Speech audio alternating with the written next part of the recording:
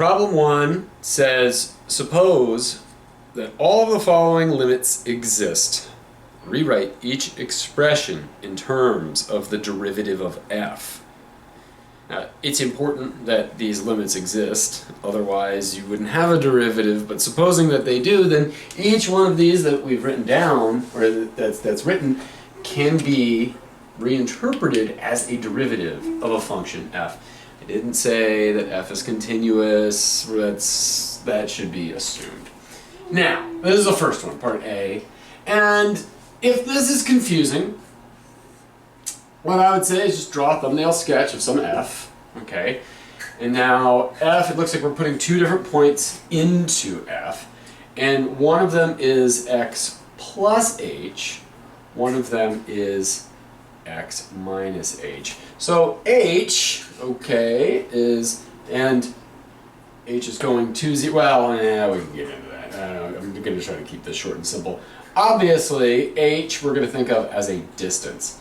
And basically what's happening is there is some x in the domain of f, and if you go h units to the right of it, you end up at x plus h. If you go h units to the left of it, you end up at x minus h.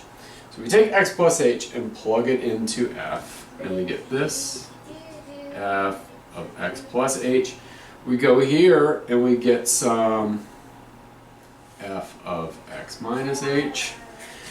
Okay, and what do we have here? Well, we have a difference quotient, right? So we have f of x plus h minus f of x minus h, and that is just the height, right? That's this bit right there. That's f of x plus h minus f of x minus h. Now we're divided by 2h, and it should be pretty obvious what's happening here, how we've set this up. This distance from there to there is 2h, right? If that's h and that's h plus h, or 2h.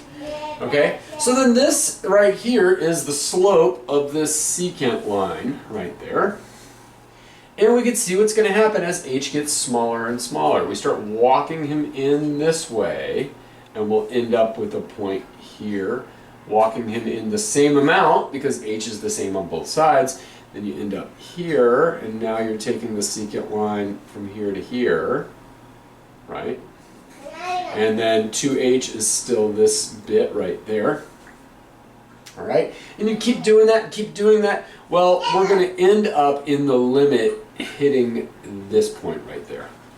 And we're going to have the tangent line right there at, or we will have the slope of the tangent line at f of x.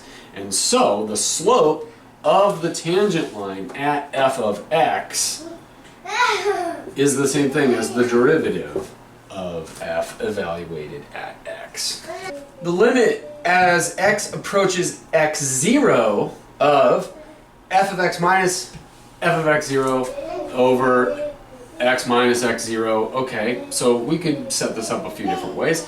I could put my x0 here and put my x here and say, okay, we have some function f does this.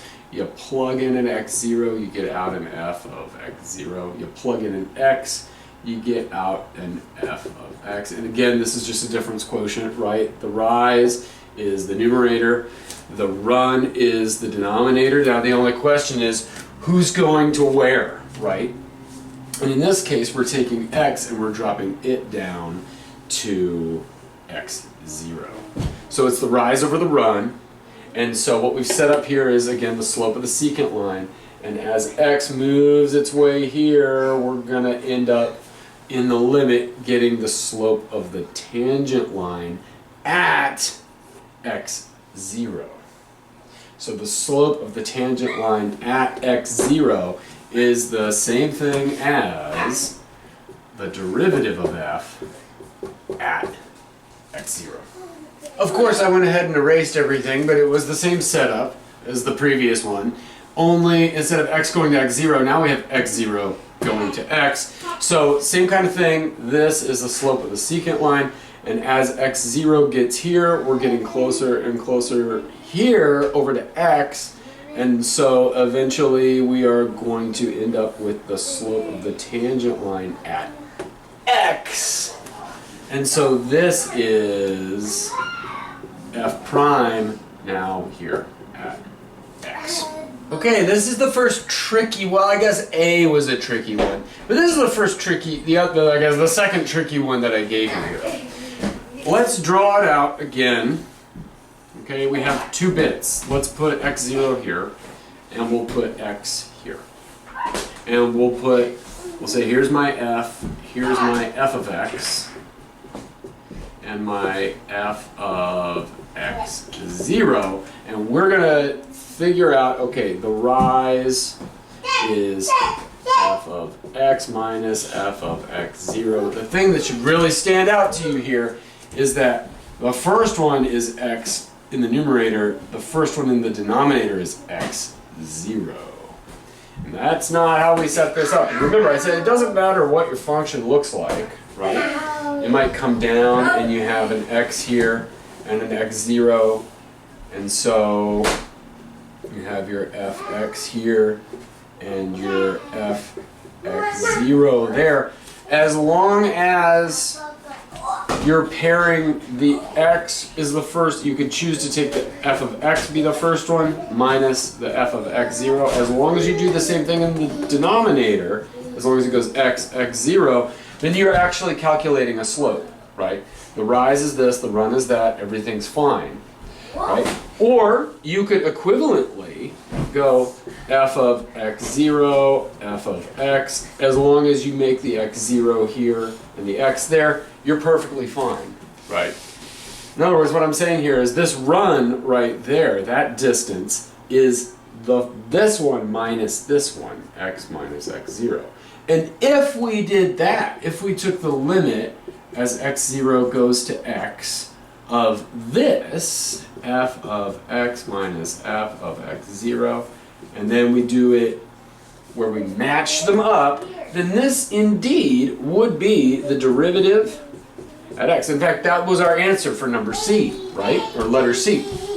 All we've done here is we switched this. So switching that's the same thing as putting a negative in front of it, right? In fact, I could say, if I make this negative, that's the same thing as putting a -1 in the denominator here, right? So that's the same thing as taking the limit as f of x minus f of x0 over x0 minus x, right there. And so it would be negative.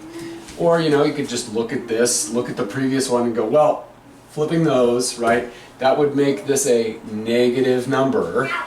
So you have, but although, like I said, it's better to just reason this way and say, well, if you flip that, it's the same thing as making it negative. Making it negative would make your previous answer negative. So yes, the answer to this is negative f prime of x. And let's just check that it is indeed, yes, x0 is going to x, so we will end up with the slope of the tangent line at x. That's f prime of x, but it's negative.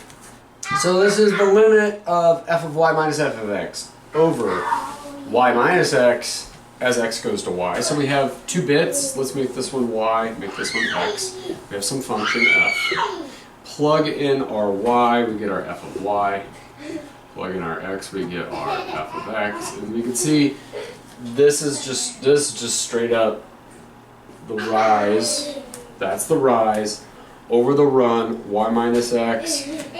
The y is first, so the y is first here. The x is first here, so the x is first here. Everything's fine. It's perfectly good. It's just, well, which one's going to which? X is going to y, so the secant line will get closer and closer to giving you the tangent line right there. Right, so the slope of the tangent line at y, that should be f prime of y. Problem 1f, it's the exact same thing. The only difference is that y is now going to x. So it's just the reverse, right? We have our secant line, and as y gets closer and closer to x, that secant line will give us the slope, it will become the tangent line, or the slope of the secant line will become the slope of the tangent line. Where will it be? It'll be there at x. So that's the same thing as f prime of x. G is really the only other tricky one that I put, and it's the limit of f of 3 plus h minus f of 3 all over h.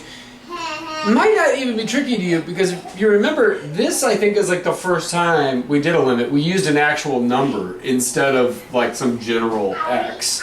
We wanted to find the slope of the tangent line at some actual value, and that value was like a real number, right? And so we have a number 3, and we want to know, okay, now I'm just looking at this, not thinking about what's going on. I'm thinking, okay, we're at 3, and so we have a 3 and a 3 plus h. So that means that this distance right here is h, which is to say that 3 plus h minus 3, right? And we can see that's the same thing as h, right? And so 3 plus h minus 3, the inputs match up with what's going in up here. Everybody's happy. Okay. And then, okay, you plug in a 3 plus h, and you get f of 3 plus h. Plug in a 3, you get f of 3. And so what do you have? You have the rise, which is that, f of 3 plus h minus f of 3. You have the run, which is 3 plus h minus 3, which is just h. And so indeed, yes, this is just the slope of the secant line. And as h shrinks down to 0, this thing gets closer and closer here until we get the slope of the tangent line right there. And that tangent line is tangent at 3, so by definition, that slope is going to be the derivative of f evaluated at 3, right? Which, or we could just reason from this and say, well, hold up. If we know that this right there is the definition of the derivative, this is just definition here, then it must be the case that if I plug in a 3 here and a 3 here, no matter what x is, it has to match up, and so there you go. Problem 2 says, shown below is the graph of a function f of x, defined on close bracket 1 to 14 close bracket. On which interval or intervals is f continuous? Part B is on which interval or intervals is f differentiable? And C is on which interval or intervals is f integrable? Okay, like we talked about in class, right? I'm not too concerned about whether or not you say it's continuous here at 1. That's a technical issue that when you take analysis you could worry about. Right now, we're going to say it is continuous at 1 because we're pretending, and because I said that the domain of f does not include any of these guys out here. So as far as f is concerned, yes, he is going to his actual value there. It doesn't jump there at 1. We don't have a scenario like this, right? And coming from the left has no meaning as far as f is concerned. So we're going to say he is continuous at 1. Somebody might want to split hairs about that. Whatever. It's not going to matter. But anyway, it's continuous wherever basically it's connected. Wherever you could draw it without picking your finger or picking your finger off the thing. So he's continuous from 1 all the way up to obviously 7. That's where he jumps. There's a jump discontinuity. So he's continuous from 1 up to 7, but we're not including 7. Then he's continuous again from 7. Here we have a corner, but it doesn't matter. He's still connected. He's connected all the way to 14. So union 7 all the way up to 14. Now, so that was part A. That's your answer for part A.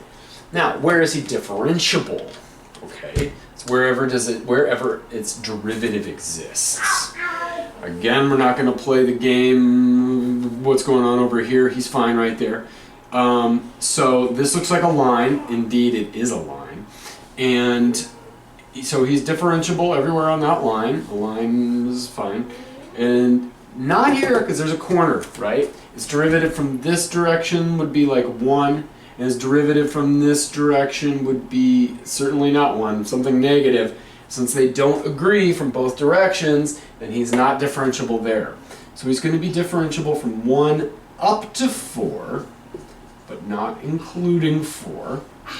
Looks like he's perfectly good and continuous here. This looks like a parabola. It was a parabola. That's how I made it. So it's a parabola that goes up to 7, but then we have a jump discontinuity.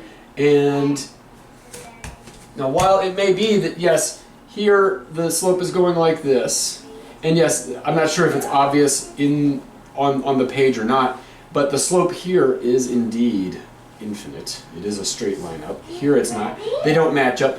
But even if they did, technically it's not differentiable there because it's not continuous. So f is not continuous there. So it's okay. Please don't scream again.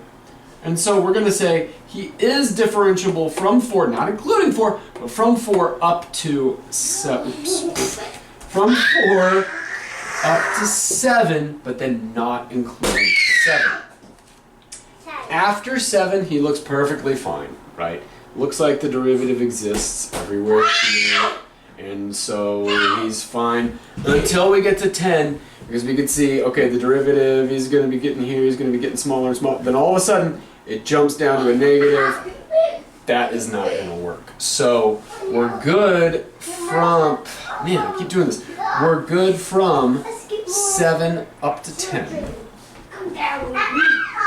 But not including 10, because again, we have another corner right here, okay? So we have a corner, and we cannot do that. But then, excuse me, after the corner, it looks nice and smooth. The derivative is going to be fine right there, and so he's differentiable there from 10 all the way up to 14. So that should be your answer for B. Now finally, integrable. Where is this guy? Where can we take an integral of this guy? Again, there's a technicality, right? Like the way we defined an integral, and the way that we found the fundamental theorem of calculus, we had to assume that your function was continuous. But here we're not talking about whether or not the function, we're not trying to use the fundamental theorem of calculus on this guy, right? All we want to know is, can you take an integral over this? And like we talked about in the review, yeah, you could integrate over a discontinuity, no problem. It's going to do something to the graph of that integral, into the graph of the integral, or the graph of the antiderivative. But it's perfectly fine to do. It is perfectly well defined. So I'm going to say, can you integrate under? Can you find the area from here to here? Yep, yep, yep. Can I keep finding area? Yep, I can keep finding area. Yep, I can keep finding area. Oh, there's going to be a jump, but that's no big deal because they're on top of each other. So we could integrate over that, we could integrate over that, we could integrate over that. We are good on the entire domain. 1 to 14 should be where he is integral, and that's the answer to part C. Problem 3. Let f of x be the same function from problem 2 and refer to the graph above to do the following. Your graphs only have to be qualitatively accurate. You do not need to explicitly measure anything that's not obvious. Part A is graph f prime on 1 to 14, and B is graph capital F of x on 1 to 14, where capital F of x is defined as the integral from 1 up to x of f of t dt. So let's do part A first. This is we're going to graph f prime down here. That's just the derivative of our original red f. And you can see that on 1 to 4, this thing is obviously a straight line. He has a constant slope the whole time. And if you want to be really careful here, you can say that slope, by the way, is 1, because 4 to 1, 4 to 1, right? He goes up 1 to 1 every time. Okay? So I'm gonna note that. So the derivative of this line is just a constant value. And that constant value happens to be 1. So I'm going to do this here. Now, is the derivative defined here? Think back to our previous problem. The derivative is not defined there. So I have to do an open circle right there. Okay? Otherwise, I'm wrong. You can't have a derivative at this point. Okay? So then what happens? Well, jumps over here to this curvy thing. He starts negative and then gets less and less negative until he gets to 6, where the slope there is 0. So I should see something coming from some negative value up to 6, and at 6 it's going to go through 0. Also, notice the derivative is not defined here at 4, so I had better use an open circle right there. I know that I'm going to get here, but the question is, how do I connect these lines, right? Or how do I connect those 2 points? Should I go from here to here like this? Should I go like this? Should I do something like this? What's it doing? Well, when I actually made f, or when I made red f here on Desmos, I did indeed use a parabola for this part right there. From 4 to 7, I defined a parabola. And the derivative of a parabola is a straight line. And if you think about it, like, although let's say that you didn't know it was a parabola, you could still kind of figure that out, that it's going to be kind of like a straight line, because the whole time it's just steadily getting bigger, right? We're going from some lower negative number, and he's getting less and less negative until he gets to 0. And so the perfect answer would be that you connect these 2 dots with a straight line. Now, if you did something kind of curvy, that's cool too. I'm not going to be too upset about that. Now what happens from 6 to 7? Well, as we go from 6 to 7, he starts at 0 and he gets more and more positive. And notice that he's about as positive here as he was back here. So, like wherever we are at 5, in other words, what I'm saying is that this should continue to be a straight line. Whatever the slope that line had, let's just continue it on, because indeed that was this was a parabola, and then a derivative of a parabola is going to look like that. Another thing to note is that we have a jump discontinuity here, and like we already said, the derivative does not exist at 7. So we had better put another open circle right there to show that no, when you plug in a 7, you don't have an output value for f. Now this next part could be a little tricky. It depends on how you interpret this. It turns out that the function I used to make this part was a square root. Square root of something. Okay? And then I shifted it and brought it up and stuff like that. And I think I multiplied it by like a 2 or whatever. The point is, right here, it was a square root shifted over to the right by 7, like that. Okay, so let's just think about this. The slope right there should be infinite, right? It should be a vertical line right there. And to see what I mean, let's take the derivative of this guy, right? We get 1 over 2 times the root x minus 7 multiplied by the derivative of the inside stuff, which happens to be 1, so you got that. Now, plug in a 7 in there. And what do you get? Well, you plug in your 7, you get 2 root 7 minus 7. That's 1 over 2 root 0. That's 1 over 0. Oh, yeah, indeed. That should be infinite right there. Now, you might not have interpreted it that way. Right, like if you're looking at that and you didn't see that, yeah, indeed, he's going straight up right there, you might have assumed that maybe he looks something like a log, so that it's getting lower like that, but he's not exactly a vertical tangent line right there. That's cool too. In either case, though, what I should see is that the slope is going from a very, very big number to a number that looks like it's approaching 0. So we should be going from something high down to something low. And indeed, because I happen to know that this is a square root function, I am going to put an asymptote here. You did not need to do that, because again, you don't know for certain that that's a vertical tangent line. It happens to be. Then what happens is he's going to come down, right? So he starts very, very, very high, very positive, and gets less and less positive. And indeed, he's going to look something like this right there, which is it's similar to 1 over x, which comes down like that, right? And so that's what I'm going to draw here, showing that at 7 he's way, way, way up high. And then he's getting pretty close. I would say it does not look like he is 0 here at 10. So I'm going to keep him somewhat positive here at 10. So somewhat positive is right here, okay? So he's coming from infinity down to 10. He's going to curve down to 10. And here at 10, like we said before, there is no derivative there. So we have to have a hole in the graph, okay? So he does something like this. Okay, should not have had that little jag right there. Whatever, who cares? Okay, now what happens? Again, we have a hole in the graph because the derivative is not continuous there. Okay, the derivative is not defined here at this point, right? You can do infinitely many things, can be tangent there.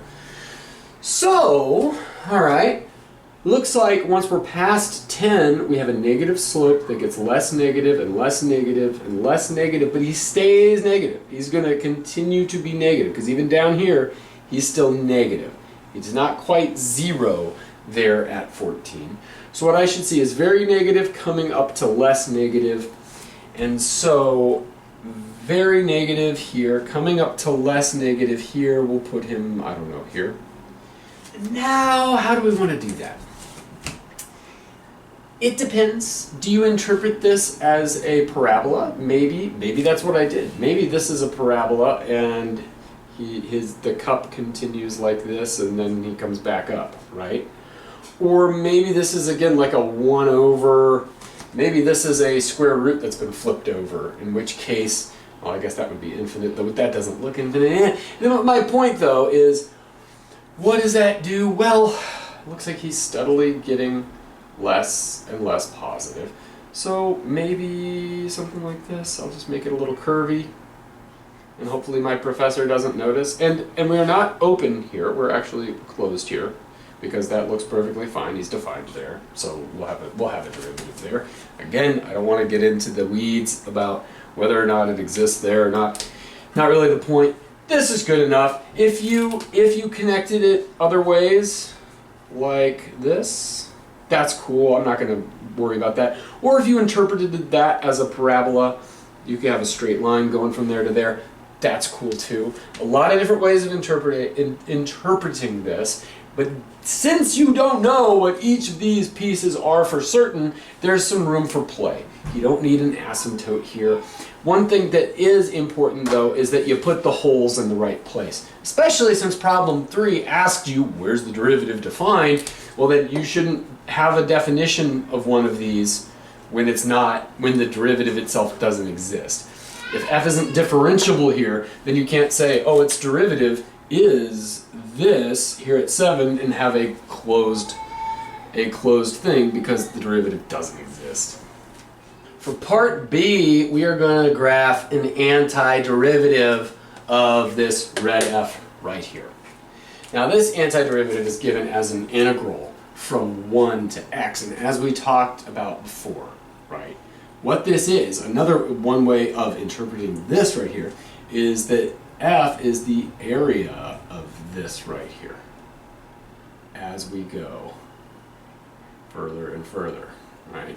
And like we already said in problem 2, you can integrate over this whole thing. So the integral is perfectly well defined for all of this. So we're going to say that its antiderivative, capital F, is perfectly well defined. That's what we're doing in our class. Other classes might throw a warning about that, but we're good here. Okay, so when you're integrating from 1 to 1, right, your integral of something from 1 to 1 of any function, I don't care what it is 0, right? So that's where we know that this guy has to start here. When we're at 1, we have 0 as an output. Okay, then what happens? Well, now we have a straight line. And I know that a straight line, if I took the integral of a straight line, in fact, we could even say that this thing from 1 to 4, this thing, if x is between 1 and 4, then this thing is indeed, this is how I wrote it, it's the constant function y equals x.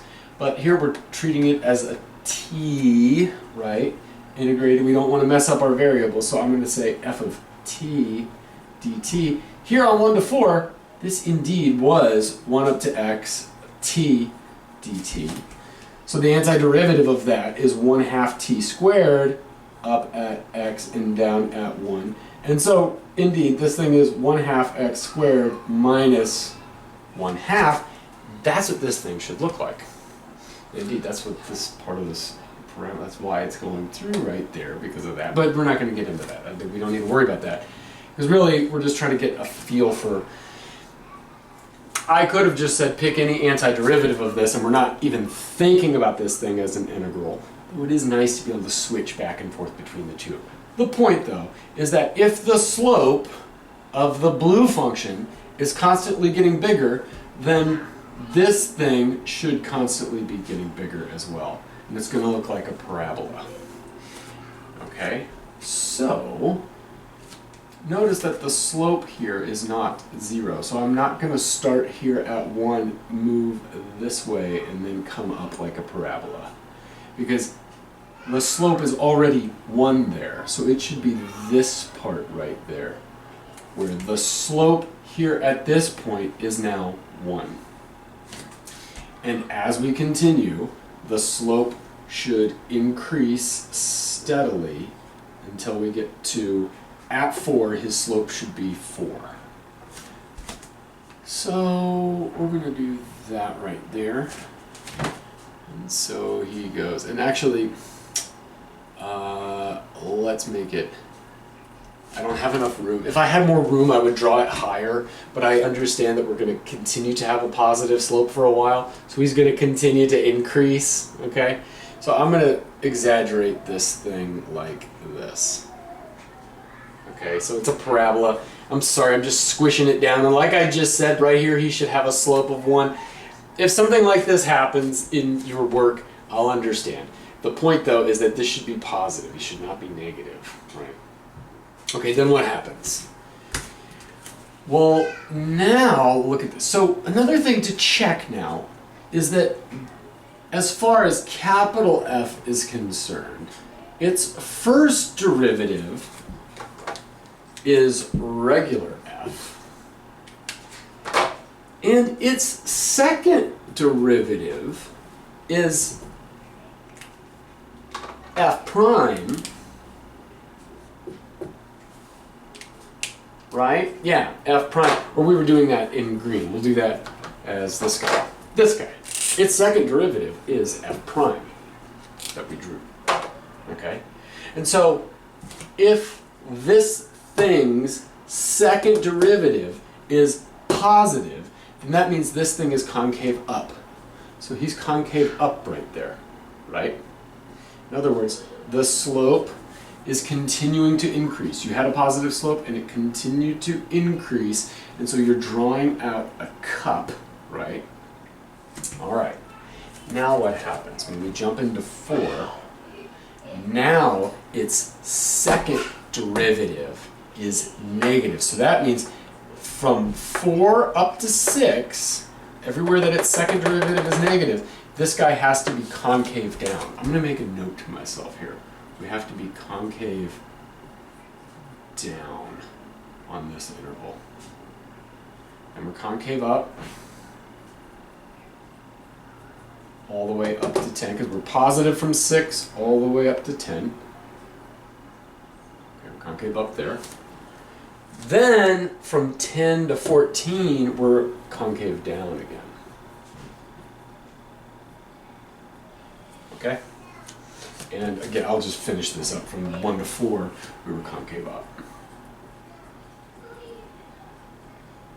Okay, now I'm checking. That's just going to help me check as I draw this. Like, wait, did I draw that concave up? Okay, I did. I'm good. Okay, now we're concave down from there to there. So, but what happens? The slope is still positive. The slope of f is still positive. Even though he's decreasing, doesn't matter, it's still a positive slope. So he starts at 4, right? The slope is 4 here, and he's going to steadily decrease until we are at 5, and then he's going to be 0. So the slope is 4, and it decreases until we get to 0. So decreases until we get to 0, and he's concave down right there. Okay, so I'm going to try to draw that in a little bit better. Maybe something like that.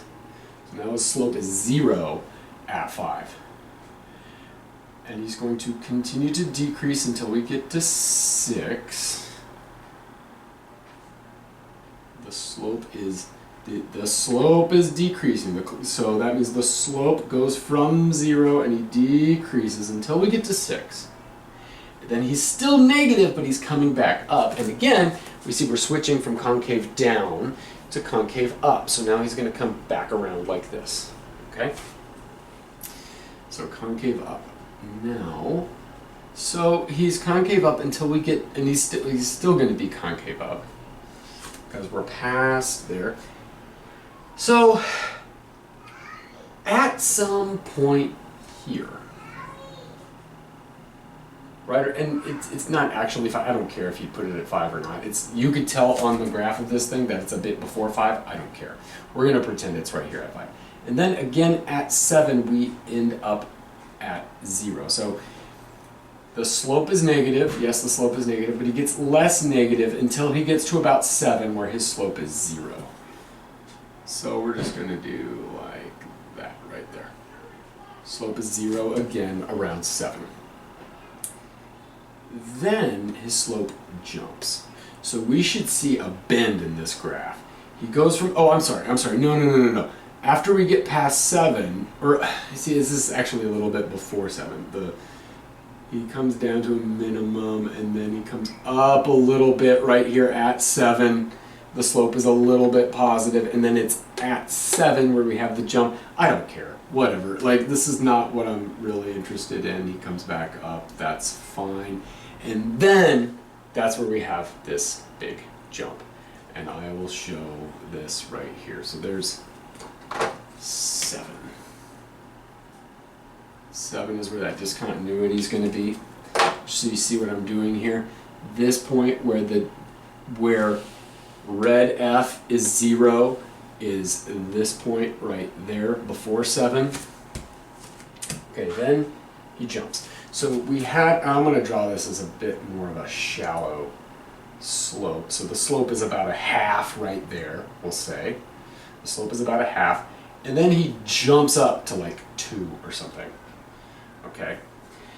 And so, okay, slope jumps up big. So there's a corner right here. I'm going to exaggerate that a little bit more. Your minimum comes up, and then big old corner. So there's a corner right there. That looks terrible, but you get the point. And it's actually, and this is hard to draw right here, and if you did your best, whatever. But we should see at 7, he jumps and gets more positive. So I'm just going to make this really obvious that he's like here, and then boom, there's my corner.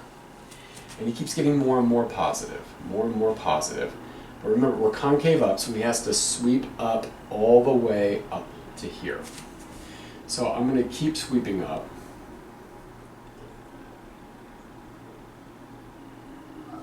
Something like that. So the slope, and if I were doing this, like if I were turning this in, I would make a note like this. I would go corner. Corner at 7. So you could let your professor or teacher know, like, yeah, that I get that it's a thing. It's just hard to draw. You gave me a bad function to try to draw that. You shouldn't have done that. Sorry. It would have been easier maybe if this had been down here, right? if he had been here and then he jumped to something positive, because then you could show, yeah, we have a negative slope and then he jumps to a positive slope. That would have been easier, but you know, I didn't think about that, so sorry. Moving on, okay, so there's a corner there and then this, and then what happened? Oh, ugh, man, see, running out of room up there. So he increases like this. We're concave up, but now we're concave down, and the slope is decreasing. It's still a positive slope, but so the slope is still positive until we get to 12. So that means capital F should increase until we get to 12, but now we're concave down. So something like this, right? Concave down, so slope is still positive. So that means that the blue function is still increasing. He's getting bigger because the slope is positive, but the slope is getting smaller. The slope is getting smaller. It's coming closer to 0, and it's 0 here at 12. So we have a max at 12. Then the slope is negative, still concave down here, so I'm just going to do something like this.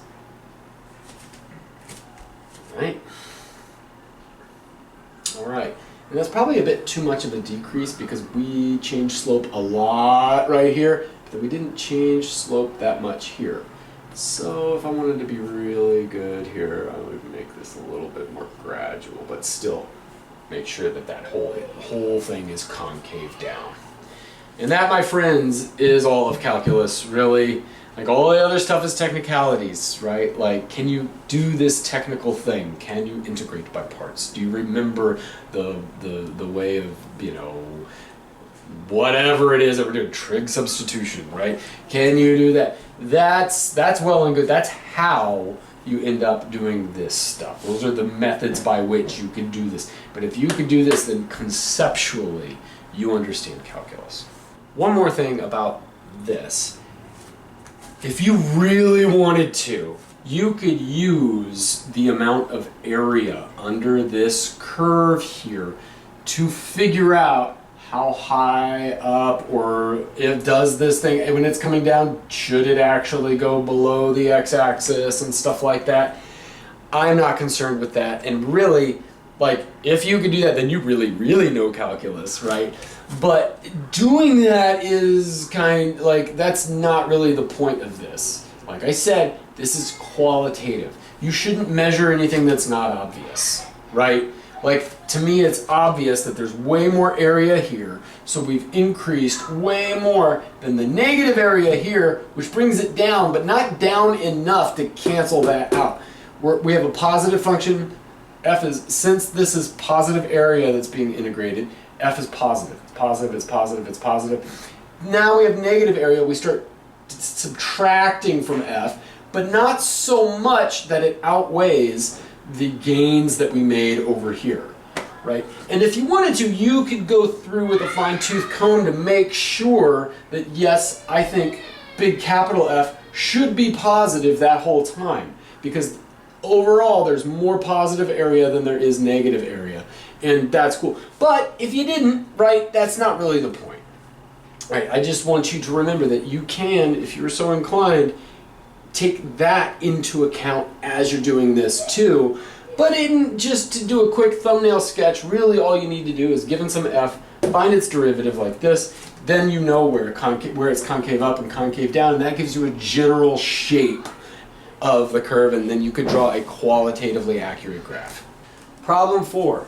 Use implicit differentiation to find the line tangent to the curve x times e to the y equals cosine of xy at the point 1, 0. So, I even tell you, use implicit differentiation, okay? So, that's what we're going to do. We're going to this is some curve somewhere on the plane, right? And it's not a function of y, right? It's an implicit, or it's not a function of x itself, right? We don't have a y by itself and a bunch of x's on the other side. Everything's kind of locked up inside of everything. And you might waste a lot of time trying to get the y's by themselves by doing something like this, and then you take the log of both sides so that you get log cosine xy x. Now you have the problem of how do I get that y out? I have no clue. It's going to get really ugly. I don't know of a way of doing it. And so we're going to say, well, let's pretend that y itself is a function of x. We'll just pretend. We're going to implicitly assume that that's the case. And then this thing is then x times y of x. We're going to treat y as though it's a function of x, as implicit differentiation is all about. So when we take the derivative of both sides, we'll have to use the chain rule. It's one of the reasons I chose to do this, so that I could test your knowledge of the chain rule as well. So let's just start with this thing. We're going to take the derivative of both sides of it. The derivative with respect to x, right? So I'm going to go dx of both sides here. dx. And when I do that, I see we have a product. So I'll use a product rule. Derivative of the first thing is 1, leave the second thing alone. Now, add that to, leave the first thing alone, take the derivative of the second thing. Well, the derivative of e to stuff is just e to the stuff, but then we have to multiply by the derivative of that inside stuff. And since y itself is a function of x, we're implicitly assuming, then the derivative is y prime, so we have e to the y times y prime. Now, we take the derivative of cosine, and we get negative sine. So, negative sine of the stuff now, we multiply by the derivative of the inside stuff, which again is a product. So I take the derivative of that. Product rule says take the derivative of the first thing, which is 1, leave the second thing alone. Add that to, leave the first thing alone, take the derivative of the second thing. Well, y we're assuming is a function of x, so that's y prime of x. Right? So this should be times y plus xy prime. Now, in order to... So I've done the first part without even addressing the bigger problems. Use implicit differentiation. Okay, I did that. What are we trying to do? We want a tangent line, right? I'm looking for some y equals mx plus b. What's nice, they gave us a point, is I know that when I plug in an x, for 1 for x, I get out a 0 for y. So I'll be able to find b as long as I know what the slope is. But the slope of a tangent line is given by the derivative. So the slope is y prime. This is my goal. I want this right here, right? I know I can find b by plugging in a 1 and getting out a 0. So I'll plug in a 1, get out a 0, I'll be able to solve for b. The only question is, what's this guy at this point? So I notice I have a y prime.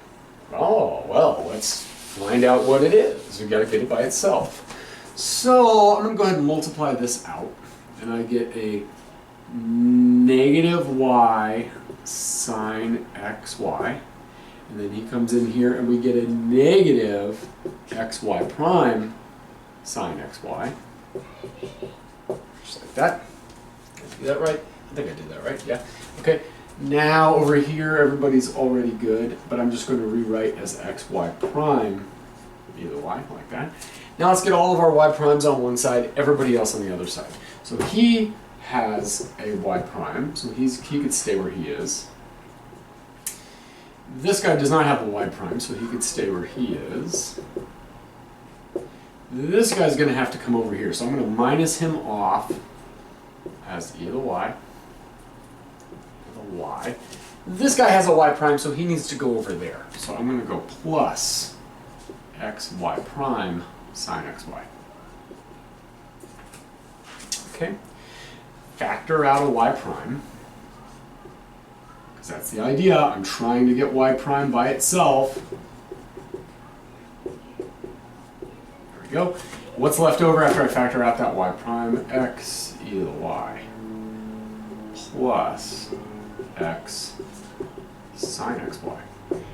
Almost got him by himself. All we need to do is divide, and we got minus y sine xy minus e to the y divided by everything that was here, which is x e to the y plus x sine xy.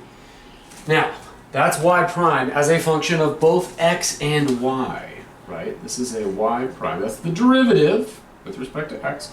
whenever, for any given x and any given y. Well, luckily we were given both an x and a y, right?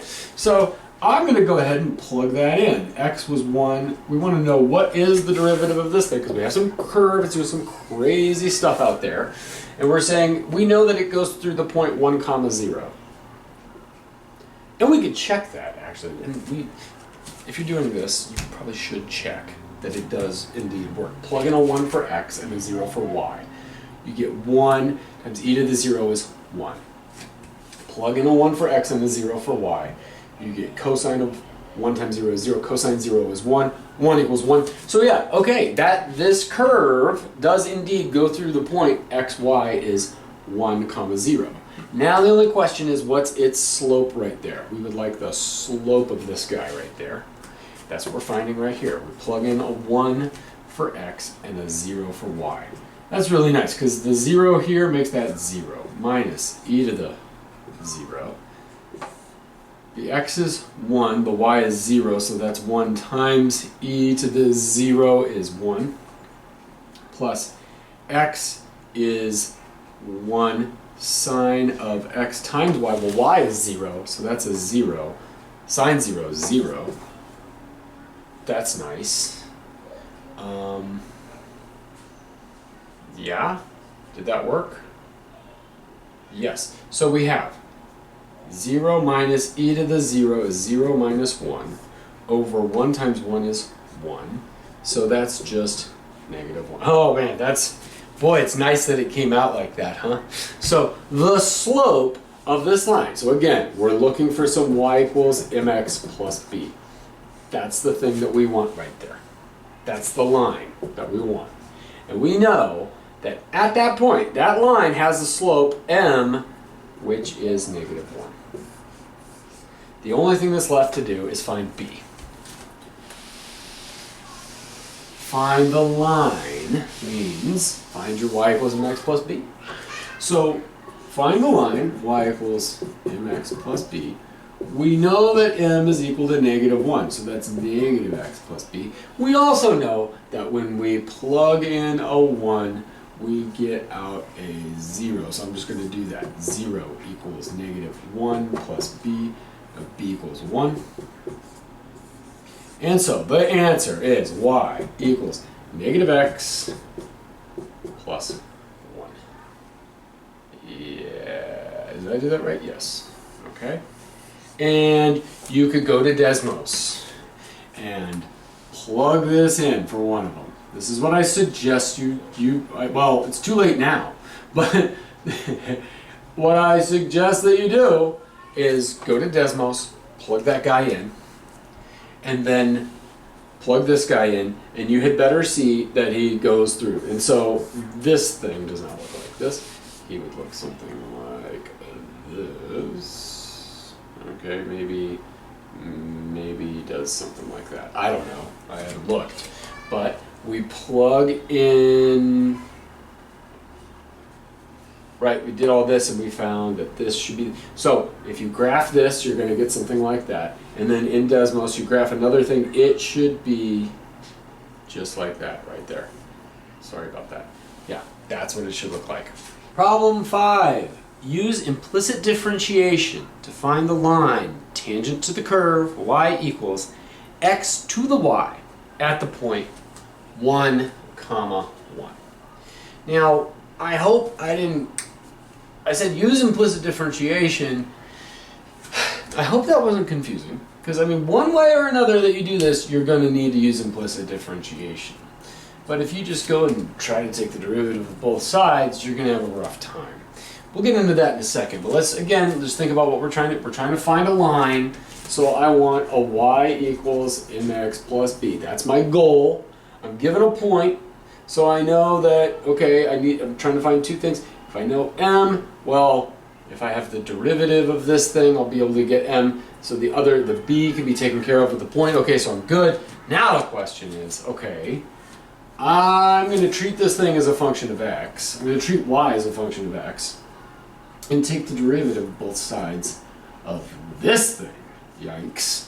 Okay, now let's just check and make sure that if I plug in a 1 and a 1 that this works. Is it the case that that's true? Yeah, okay, so that's good. So it does actually go through this point, whatever that thing looks like. Now, there's a couple ways we could deal with this, because you might think, okay, use implicit differentiation means to do this. Okay, I'm going to take the derivative with respect to this right here. Say, okay, well, that's just y prime. Yeah. Oh, no, and that's kind of the issue here. And there's two ways of dealing, well, there's probably more than that. Two ways that I could easily think of dealing with this. One is to say, well, hold up, you know, since x to the y, I could rewrite that as e to the log of anything, right? You put anything here, whatever you put there, you'll put it in there and you're good to go. So I could just do that, right? I could just say this is the same thing as this. Now, as long as you're plugging in positive numbers here, right? You can't plug in a negative into a log, although you can. You just get a complex valued output, right? We've talked about this. I don't care. That's why I do this without even bothering to think about it. You could do this and be careful. Yeah, but if you don't mind I popping out, you could just do this. But another thing to notice is that if you're doing this, in our class, have we ever talked about how you could take like a negative base of something? You know, take an exponential of a negative base? No, we haven't talked about that. It's perfectly fine to do. You could do that. It's just usually when you see something like this, you just assume, I didn't bother to say it because who cares, that x is a positive number. If x is a positive number, then x to the y is always positive, right? Like you take 1.1 and raise it to anything. 0, that's positive. What about 0.1? That's positive. What about negative 0.1? Still positive, so we don't really need to worry about it, and I hope you didn't worry about it. I hope that if you went this route, you just did this. And so you said, okay, well this is the same thing as y equals e to the natural log of x to the y, which we could rewrite as y equals e, drop the y down, that's our favorite property of logarithms right there. And now we could just take the derivative of both sides, being careful that we remember, that's really why I did this here. I didn't want you to lose track of, don't forget, y is a implicit function here. So we're going to do that. We're going to say derivative of the left-hand side is easy. Derivative of the right-hand side. Derivative of e to the stuff is e to the stuff. So that's e, y, log x. Multiplied by the derivative of the inside stuff. Y log x prime is a product. So we have to use the product rule. So we take the derivative of the first thing, leave the second thing alone. Add that too. Leave the first thing alone, take the derivative of the second thing. The derivative of log x is 1 over x. Okay. So, this is times y prime log x plus, how about y over x? That's how I want to write it. Okay, now let's consolidate our y primes. And you know what I'm going to do? I'm going to go ahead and just do this. E to the y log x is the same thing as e to the log xy. That's why I did it in the first place, right? I just said that's the same thing as that. So I'm just gonna simplify it and write it like that. So that's x to the y. This is y prime log x plus y over x. Let's go ahead and distribute that. We get x to the y, y prime log x plus, let's write it as x to the y, y over x is equal to y prime. Let's get our y primes all on one side. So I'm going to bring them over and get y prime minus x to the y, y prime, yeah, log x equals x to the y, y over x. Factor out a y prime, and I have 1 minus x, y log x, like that. Yeah, that works. Equals all this stuff over here, y over x. Now I'm going to go back up and write what we got over here. Getting rid of that. We have y prime is equal to this, you can't read that, x to the y times y all over x was in the denominator. Now we're bringing all of that stuff into the denominator too. 1 minus x to the y log x.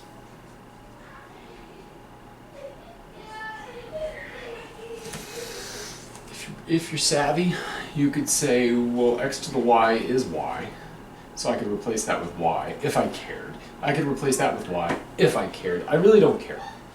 Now the other way you could do this, so that's one method you could take. Another method you could take is, man, it'd be nice if I could get that y out of there, out of that exponent. And so what you do is you just start by taking the log of both sides. Log y is log x to the y, which is the same thing as y drops down, log x, like that. And now I'll just take the derivative of both sides. So I take the derivative here and I get 1 over y times y prime. Because remember, chain rule, right? And y is a function of x. Over here when I take the derivative, it's a product rule. So y, take the derivative of the first thing, leave the second thing alone. Add that to, leave the first thing alone, take the derivative of the second thing. That should be 1 over x. So I'm going to write it like that. Now over here we have 1 over y prime. I'm going to bring my y prime over. Y prime log x is equal to y over x. Factor out my y prime. I'm left with 1 over y minus log x equals y over x. Now I can divide to get my y prime is equal to y over x times 1 over y minus log x. They look different, don't they? They look a lot different. I'm not going to go through it, but I'm pretty sure we can monkey around with this and change one into the other, especially given that y itself is equal to x to the y. I'm sure if we multiply some stuff around, looks like down here I can multiply the top and the bottom by y, and I would have a y squared on top. Down here the y would factor in and we would have an x. A y would go into here and give me a y over y, which is 1. And then we'd have a y here minus y log x. And like I just said, right, we could rewrite that as y squared on the top. That's y squared. This right here, y is x to the y. So they're the same thing. One of them's just a lot simpler. This one looks a lot simpler. But whatever. Either way you do it, you end up with the same answer, and you would get the same thing when you plug in your actual values. So again, my goal is to find y equals mx plus b. Now that I have y prime, I can find m at x equals 1, y equals 1. So I'm going to do that both ways here, just to make sure that these two things will give me the same value. We say that m is going to be y prime when I plug in a 1 for x and a 1 for y. So let's do that. I get a 1 to the 1 times 1 over 1 times 1 minus 1 to the 1 log of 1. The log of 1 is 0. So that's 1 to the 1 times 1 is 1. Down here we have a 1. We have a 1 minus log 1 is 0. So I get a 1 over 1 is 1. Isn't it nice that you got a 1 as the slope? That's cool. Now, let's do that over here. And make sure, just to make sure, we don't have to do this, we got the answer, but I just want to make sure that my m, that both of these methods worked. So when I plug in a 1 for x and a 1 for y into this function, let's see what I get. Y is 1, x is 1. 1 over y is 1. 1 over 1 is 1. Minus log of 1. Again, log of 1 is 0, so we have 1 minus 0. We have 1 over 1, which is 1. So in both cases, my m should be 1. The only thing left to do is find b. We know that m equals 1 So I'm going to plug that in here and get y equals 1x plus b. I also know that when I plug in a 1 for x, I get out a 1 for y. So 1 plus b. 1 minus 1 is 0 equals b. Did I do that right? Yeah, okay. So my line is y equals m times x. 1 times x is x plus 0 is that. That should work. So go to Desmos. Graph this guy. Then graph this guy. And they had better intersect at 1, 1.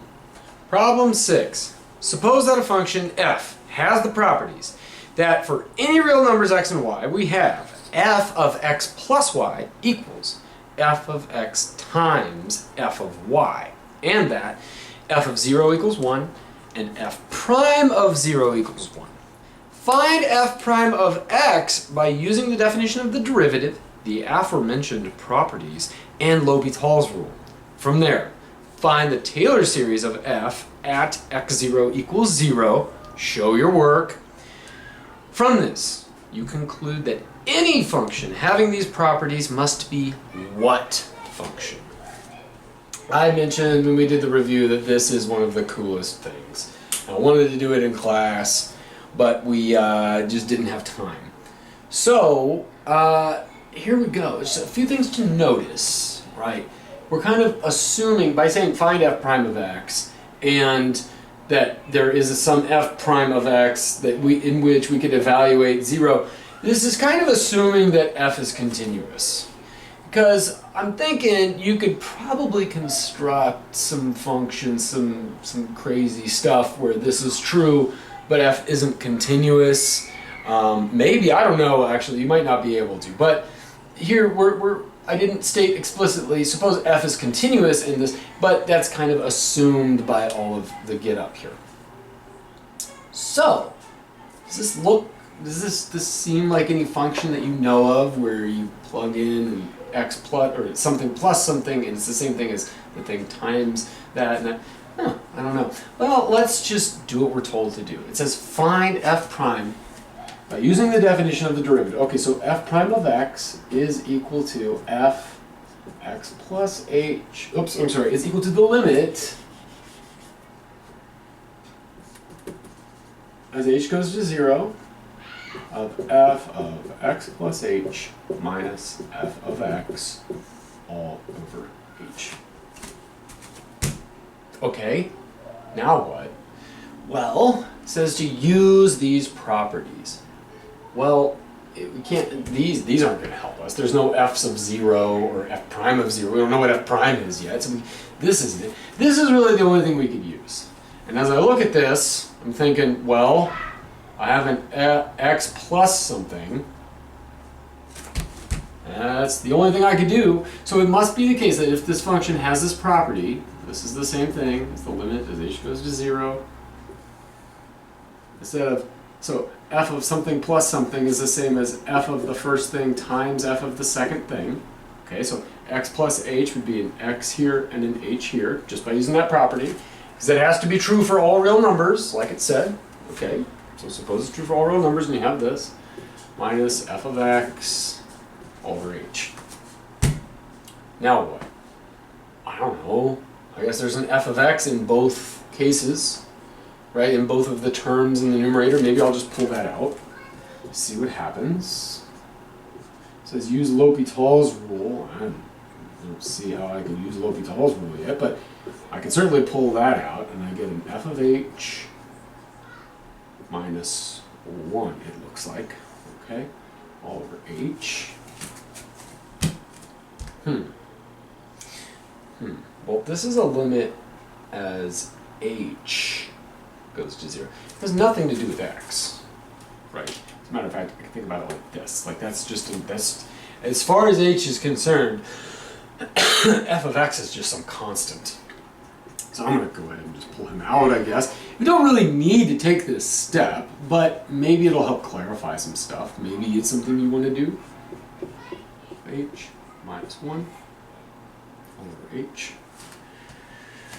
Okay, well, do we know anything about that? Can we plug in a 0 into f? Apparently, yeah, because that's one of the properties that's been given. I could do that. I get f of 0. If I were to just plug it in, I would get f of 0 minus 1 over 0. F of 0, it tells me, is 1. 1, 0. That gives me 0. Oh. L'Hopital's rule. That's what you're saying. Okay, so we're gonna use L'Hopital's rule here because it can apply. So since this is true, we could use L'Hopital's rule to say, okay, then this must be the same thing as f of x times the limit as h goes to 0 of the derivative of the top with respect to h times the derivative of the bottom with respect to h. F h plus 1. Okay, so that's just f of x times the limit as h goes to 0 of what? Well, this would be, I take the derivative of the first thing, the f prime of h, minus the derivative of 1 is just 1. Okay, the derivative of h with respect to h is just 1. Oh. There's no problems anymore. Well, let's just see. We would have f of x. The limit of a function as h goes to 0. And again, gotta assume it's continuous. I didn't say that, but we're just going to assume that it's continuous and that you could just do that. And so we'll do that and we'll say it's the same thing as just plugging in a 0. And when you do that, one of the properties is that you get a 1. So this is just f of x times 1, which is just f of x. So the derivative of f is equal to f. The derivative of f is equal to f. You should know what function this is. But I tell you to find the Taylor series of it and show your work. And when I emailed this to you, I said I want to see a bunch of derivatives, and then you plug them in, so that's what we're going to do, right? We're just, again, first principles. Let's say we don't know what this thing is. Let's pretend that we don't know what it is. Okay, so what we do is we take the derivative, okay? We say f prime, actually let's do it this way, right? We have f prime of x is equal to f of x. So then f double prime of x is equal to f prime of x, which is just f of x. And so then the third derivative of that must be equal to f prime of x, right? Because the second derivative is f of x. So the third derivative is f prime of x, which is just f of x. And we don't need to do any kind of crazy... Okay, buddy. We don't need to do any kind of crazy induction proofs or anything like that. It's obvious that all the derivatives must then be f of x. So that's what I'm saying for setting up your Taylor series. This is what we're starting with, right? And we have f of x is itself. And so now it says to evaluate it at x0 equals 0. So let's do that. F of 0 equals 1. Mommy. F prime of 0 Mommy. is the same thing as f of 0, which is equal to 1. Mommy. F second derivative at 0 is equal to f of 0, which is equal to 1. And so on and so forth, and we have the nth derivative evaluated at 0 must also be f of 0, which is equal to 1. So then the Taylor series, given that all of these are always 1, right, we could think, okay, Taylor series then of a function f of x is the sum as n goes from 0 up to infinity of the nth derivative evaluated, in our case our x0 is 0, and we divide that by the factorial of n, and then we go x minus, in this case, 0, so I'm not even going to bother with that, I'm just going to call it x to the nth power, right there. All of those are always equal to 1, like we just showed. So this is the same thing as the sum, as n goes from 0 up to infinity of 1 over n factorial x to the n, which is 1 plus 1x plus 1x squared over 2 factorial plus x cubed over 3 factorial, and so on, x to the n factorial, and so on. So both, I've decided to write it both ways, both in expanded form here and in summation notation.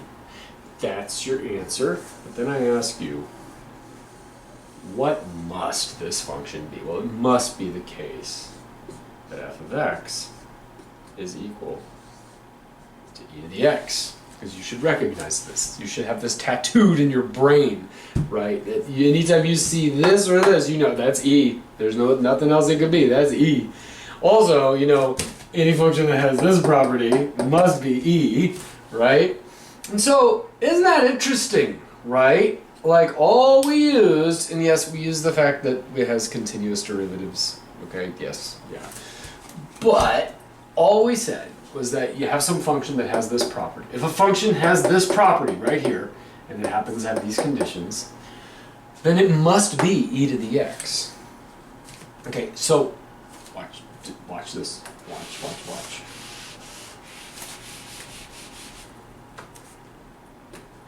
If f has these properties,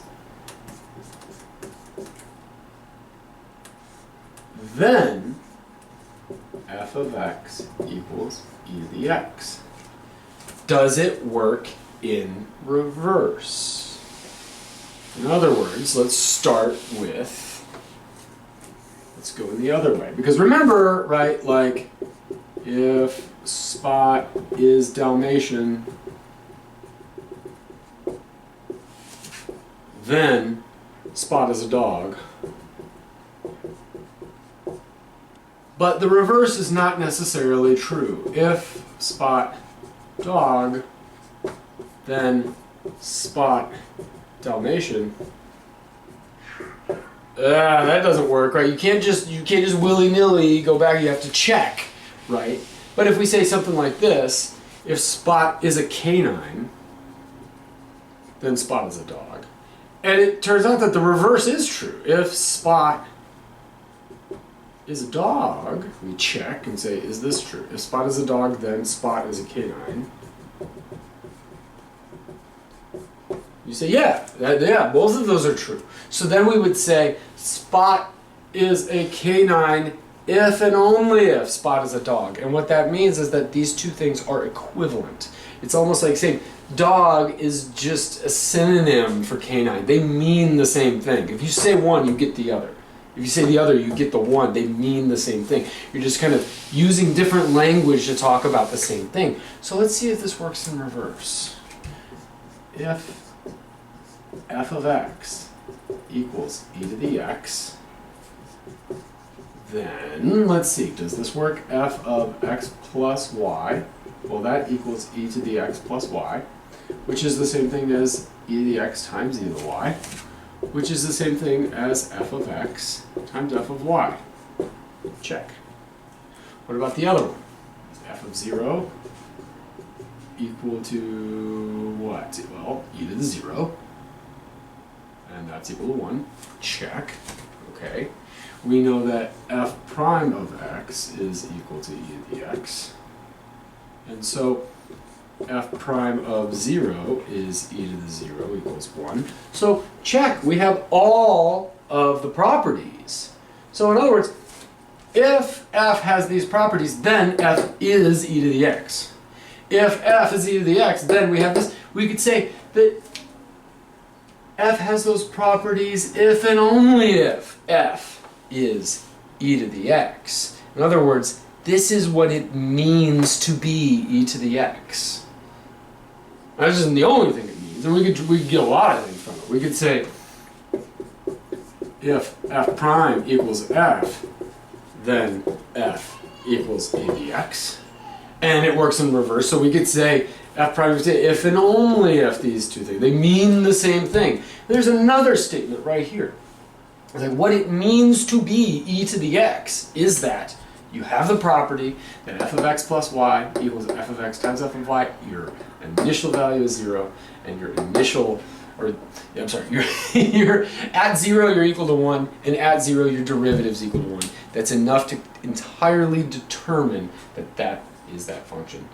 and in reverse. If you're e to the x, then you have those properties. That's what it means to be e to the x. I realize now I have not been very careful about what I just said. It's not the case that these things are equivalent, because we know that if you just have some function and you take its derivative, you get the same function back. Well, that could be any function of the form a constant times e to the, say, x, right? Because you take the derivative of that, f prime, gives you, well, e to the x is there, the constant comes along for the ride, right? So it's not enough to say that this is purely e to the x if you have that. We have to add one more little caveat here, and that would be some initial condition, right? Something like this, f of 0 equals 1. You could also say something like this, f of 1 equals e, or f of the natural log of 7 equals 7. In each case, each one of these will give you the same thing, but you do need this extra condition along with this. Same way that in order to get this statement up here, you need actually two initial conditions to specify that exactly. But I just wanted to make that clear, because I realized I overlooked this fact that this alone is not enough to determine that it's 1 times e to the x. You need that guy right there. Problem 7. Suppose that there are two functions, f and g, which have the following properties for all real numbers x and y. F of x plus y is equal to f of x times g of y plus f of y times g of x. G of x plus y equals g of x times g of y minus f of x times f of y. The limit as h goes to 0 of f of h over h is equal to 1, and the limit as h goes to 0 of g of h minus 1 all over h is equal to 0. Using only these properties to find the Taylor series of f and the Taylor series of g at x0 equals 0. Note that the values f of 0 and g of 0 can be deduced from the properties c and d, respectively. From this, you conclude that any two functions having these properties must be what two functions? So, realized I wrote this wrong. This should be a minus right here. And let's think about this. First thing to notice, these two properties here should be very familiar to you. In fact, I'm pretty sure I told you some time ago to memorize these two. We called them identities at the time. That should, and if you've done the previous problem, you probably have an idea at this point of what these have to be. But let's go ahead, and the first thing I want to do is go ahead and deduce what f of 0 and g of 0 must be from here. Now, we already talked about this on in the review, right? That if you have something like this, and this goes to any finite number, then whatever's up here must also, if the denominator is going to 0 and you get a finite number, then whatever's in the numerator must also go to 0 as h goes to 0. And so, if you have f of h, then it must be the case that f of h goes to 0 as h goes to 0. So that implies then that this one, if you have f of h here going to a finite number, 1, believe it or not, is finite, then that implies that f of 0 must be 0. Right? Assuming here, and I didn't say this in particular, but that's assuming that f is continuous, right? Because you could have something that f of h is going to 0 as you're doing this, right? You have some function here, and there's a hole in it, and it jumps up, okay? Yeah, but we're not doing that. I didn't say it explicitly, but if you're taking derivatives of this thing, which is what I tell you to do because you're finding a Taylor series, it's implied that this thing's got to be continuous. I just didn't say it explicitly. Okay, so this right here tells us that f of 0 must be 0. Okay, so we got another bit there. Now, on the other hand, right, we have the other limit. The other limit is going to 0, which is a finite number, which means that whatever's in the numerator has to go to 0 too. What's in the numerator? Well, g of h minus 1. So that means g of h minus 1 must also go to 0 as h goes to 0. So in other words, g of 0 minus 1 must be 0, which tells us that g of 0 must be 1. So that gives us this right here, g of 0 is equal to 1. And so I'll put that right here. Now let's get down to it. So we're finding the Taylor series. I didn't say explicitly how to do this, but if you did problem 6, you should know that we're going to need the derivatives of these guys. So let's find the derivative. F prime of x, by definition, is the limit as h goes to 0 of f of x plus h minus f of x all over h. Now, using this property here, right, the f of x plus h, everywhere that we see a y in here, we'll replace it with an h, and we'll get the limit as h goes to 0 of a bunch of stuff over h. The f of x plus h should be this right here. I'm just going to plug it in. F of x g of h plus f of h g of x. So that right there is that part. Now we're just minusing off f of x. So you're looking at this and you're like, oh man, what do I do with this? I'm not sure. Well, maybe we could group some like terms. The only thing that's alike in any of these terms here in the numerator is the f of x part. So I'm just going to rewrite that. Okay, so we have the limit as h goes to 0 of f of x g of h minus f of x. Okay, so that's that part. I'm going to do my plus f of h g of x, and that's all over h. Okay, now it looks like I could pull something out right here, right? So I'm going to go ahead and do that. I'm going to rewrite that as the limit as h drops to 0. The f of x factors out, leaving me g of h minus 1 right there. Add that to, I'm going to just suggestively rewrite this in this order. It's the same thing. Why would I do that? Well, let's just think about this. So this is all over h, right? Thing is, this is a limit involving h. X, as far as h is concerned, x does not change as h moves around. So I've written this so that we could see, yeah, I've kind of put the constant part out front like a constant, okay? And also what I'm going to do is say, you know what, I could split this like this right here. Now, using the properties of limits, I could say, well, that f of x is just a constant. I could just pull him out right here. Because, again, as h moves down to 0, x is not moving. X is some fixed number as far as h is concerned, right?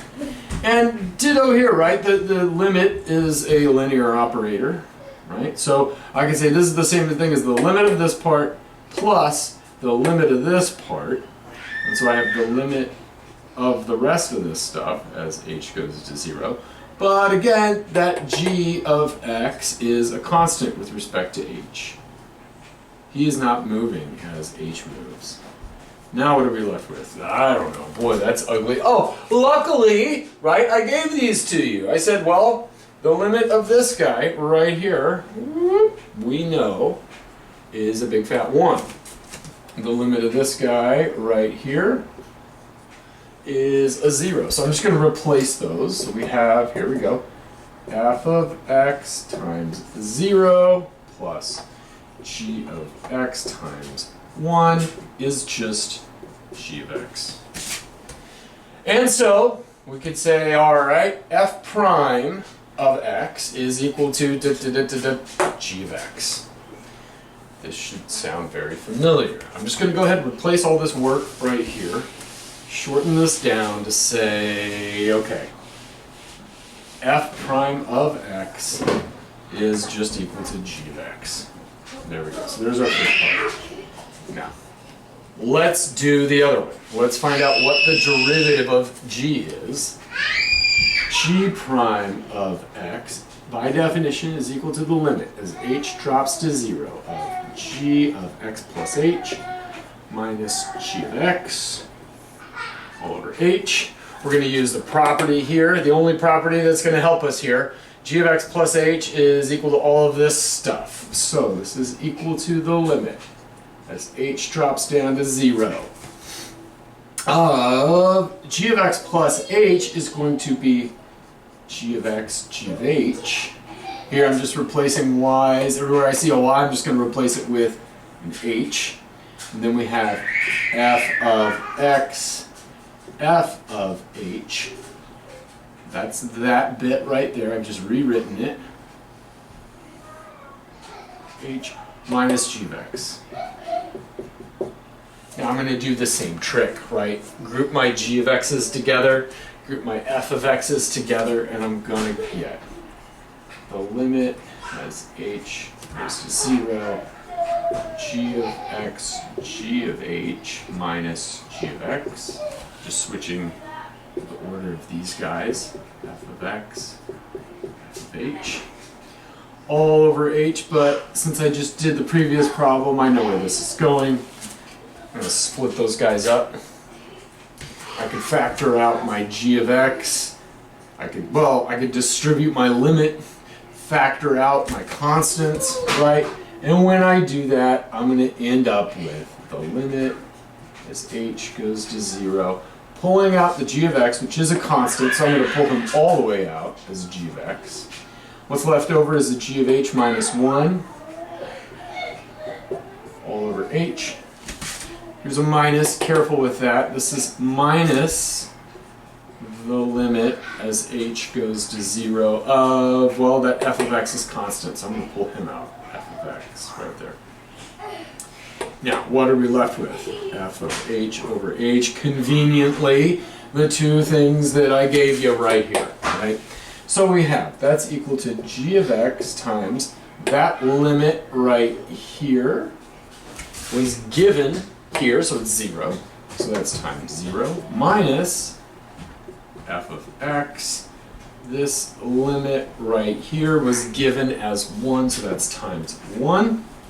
So this just works out to 0 minus f of x, which is minus f of x. Okay, so that gives us the other bit that we are going to need. That says g prime of x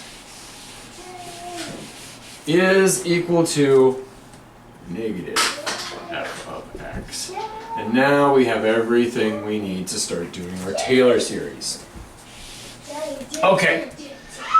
Now, you might say, wait, how do I have everything I need for my Taylor series? Well, hold up here. For a Taylor series, let's just work on f first. We have f of x is something.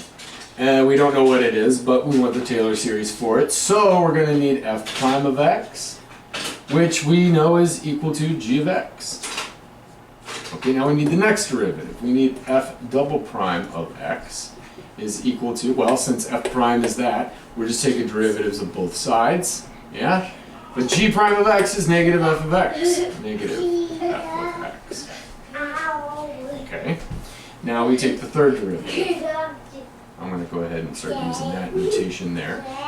The next derivative is just negative f prime of x, right? Negative is a constant, he comes along for the ride, take the derivative of f. you get f prime. F prime we know is g of x, and so that's negative g of x. Take the next derivative. Let's take the fourth derivative here. Fourth derivative. Looking for a pattern, don't see a pattern yet. Take the derivative of this. I get third derivative goes to the fourth. Negative g of x goes to negative g prime of x. But g prime of x is negative f of x, so that's negative f of x, which is just f of x. So we're back where we started, right? Now we have, we've come full circle, right? Okay, so then I could conclude that f, the fifth derivative, would be the same as the first derivative, right?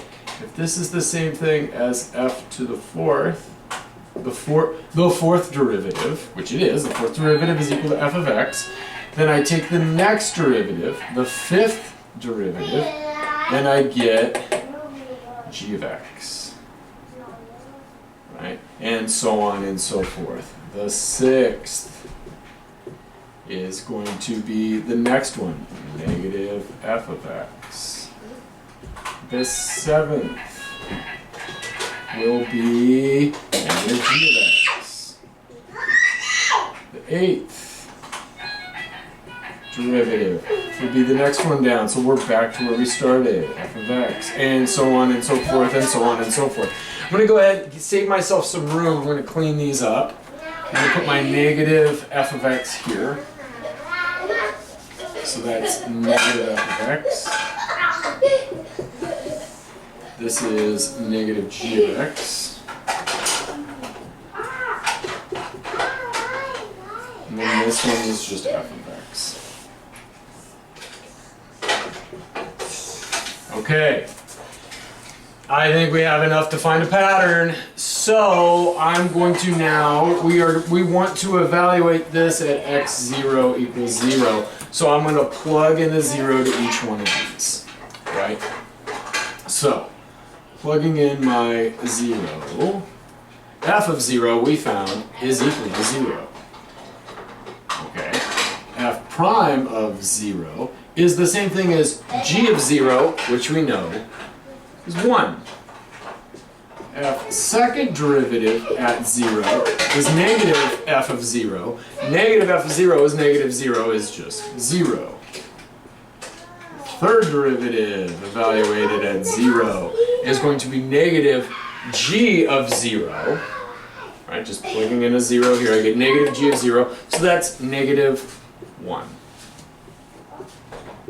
Fourth derivative, you probably already see the pattern, but I want to beat this horse into the ground. That's the same thing as plugging in a 0 here, it gives you a 0. Fifth derivative at 0 is g of 0. G of 0 is positive 1, and so on and so forth, right? And here we could say, we want to make this, well, it depends, right? If it's even or if it's odd. So let's do it this way. It's negative 1, so it's negative 1, whenever it's odd, it's either 1 or negative 1, right? To some value,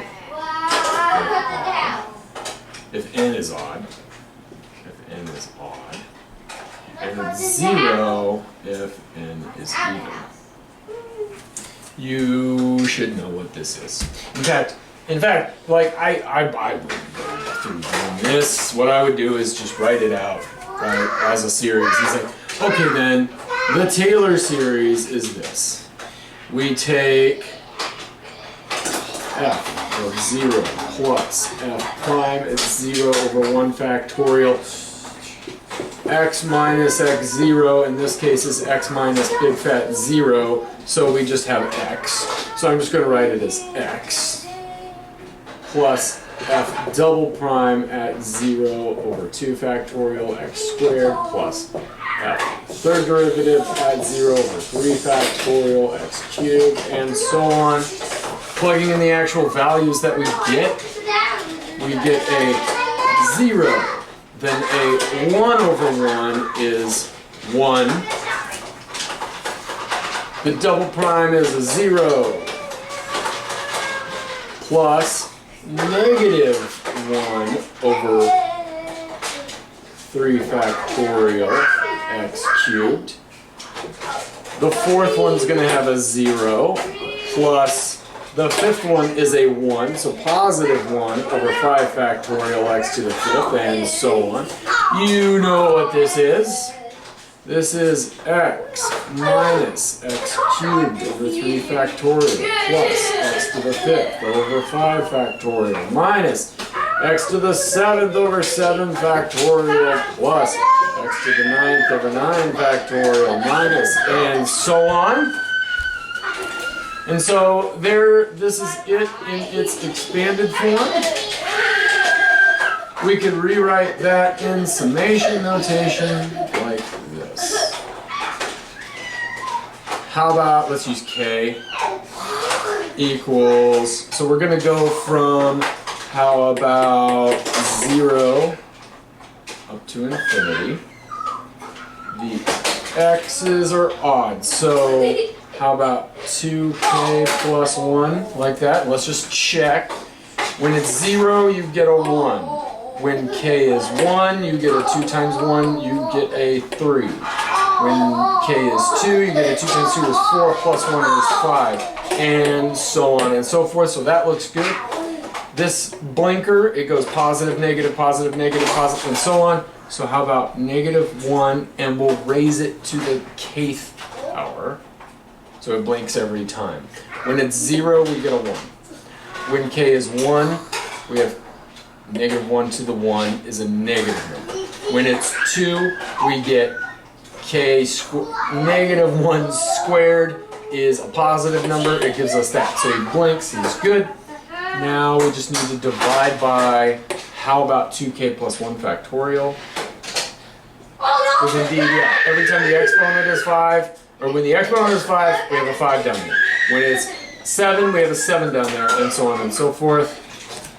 We know what this is. You better know what this is. This is identically equal to sine of x. Using the exact same reasoning, we can figure out what g is. Okay, we are trying to find the Taylor series for g. So we're starting with g. We need a g prime. We need a g double prime. We need a g third derivative, fourth derivative, and so on. Okay, so the first derivative, g prime, is equal to negative f.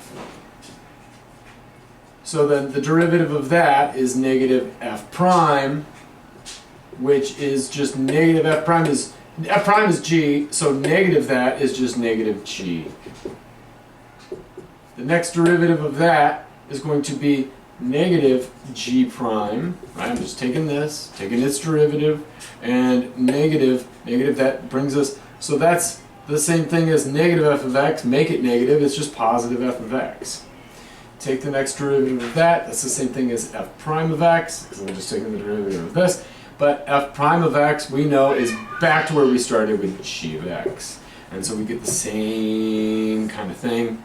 We plug in a 0 here, and it must be 1 because of that property that g has to have. Plug in a 0 here, and we get negative f of 0, but f of 0 is 0, so that gives us a 0. The next derivative, evaluate him at 0, it's the same thing as negative g of 0. G of 0 is 1, negative positive 1 is negative 1. Take the next derivative, which is that, plug in a 0, f of 0 is 0, so we're back at 0. The fourth derivative at 0. So what do I get when I plug in a 0 there? Plug in a 0 there, you get 1. So you got 1, and so on and so forth. And you know where this is going. We know that g, I'll do it here, g of x is equal to g0 plus g prime at 0 over 1 x plus g double prime at 0 over 2 factorial x squared, and so on.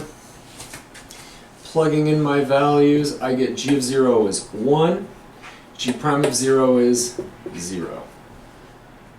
G double prime at 0 is negative 1. The third is 0. Plus, the fourth one is 1 over 4, x to the fourth, plus at the fifth, we know comes back to 0, and so on. So we get that g of x is equal to 1 minus x squared over 2 factorial plus x to the fourth over 4 factorial minus x to the sixth over 6 factorial plus and so on. You know who he is, but let's do it in summation notation, and we're going to use, I guess we'll use k again. K goes from 0 up to infinity. Now we have x to some power, so how about x goes to the, so we want it to start at 0, and then 2, 4, 6, 8, so that should be, how about 2k? Let's double check it. Plug in a 0, I get x to the 0 is 1, yes. Plug in a 1, I get 2 times 1 is 2, then 4, then 6, yes, we're good to go. There's a blinker there, so minus 1. How about to the k, because we're starting on the positive. You plug in a 0, you get a positive. Plug in a 1, you get a negative. Plug in a 2, you get a positive. Plug in and so on and so forth, so that's what we're looking for. Now, who's in the denominator? Well, whoever's in the numerator is in the denominator. But then we just take him and make him factorial. And who does this have to be? You know him. You know exactly who this is. This is cosine of x. So there you go. Interesting, huh? Any two functions which have these properties must be sine and cosine. Again, we could say that if these are true, then f has to be the function sine, and g has to be the function cosine. And again, right, starting on this side of it, right, if we started here, f is sine, g is cosine. And well, we proved in trig that these things are true. We know that, and we proved in calculus that these are true. In fact, in order to take the derivatives, if you remember, it took a long time, and I think we spent a whole day doing it rigorously. It is true that the limit as h goes to 0 of sine h over h is indeed 0, and we did that rigorously. We did that with epsilons and deltas, right? And we showed that the limit as h goes to 0, and I think we might have done it as 1 minus cosine h. Doesn't matter because it's the same thing. Pull out a negative and you get the negative of that. I think we showed that that was equal. Oops, I'm sorry. Look what I did. That's equal to 1, and this guy is equal to 0. We showed that from first principles. We said, just give me a sine and a cosine, okay, of some angle, and we proved that these things must be true. So we started with sine and cosine.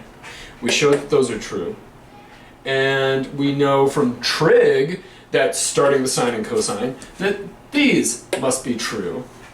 Therefore, if f is sine and g is cosine, then you get all this. In other words, all of this is true if and only if this is true. So that's another way of saying that what it means to be sine and cosine, the only way that you could be sine and cosine is if you have these properties right here. In other words, that is what they are. They are the functions which have exactly those properties. Problem 8. Find and classify all extrema of the following function, capital F. Recall that to classify is to tell whether a function has a max, a min, or a saddle point. Then it says, capital F of x is the integral from 0 up to x of sine t over t dt.